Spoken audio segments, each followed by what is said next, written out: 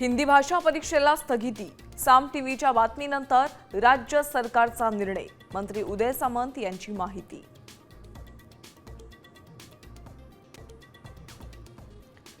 नसरापूर अत्याचार प्रकरणात तपासाला वेग। पुणे ग्रामीण पोलिसांनी नराधम आरोपी कांबळे सोबत घटनेचं केलं रिक्रिएशन।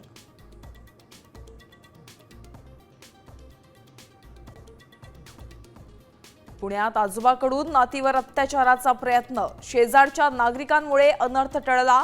पोक्सो अंतर्गत गुन्हा दाखल। आरोपीला 2 दिवसांची पोलीस कोठडी।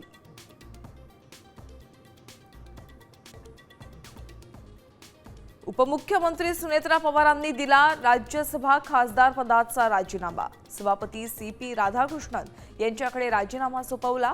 राज्यसभेसाठी छगन भुजबळांच्या नावाची चर्चा। पुण्यातल्या 13 बोगस शाळांची यादी पुणे महापालिकेनं केली जाहीर। मुलांना या शाळांमध्ये प्रवेश न घेण्याचं पालकांना आवाहन।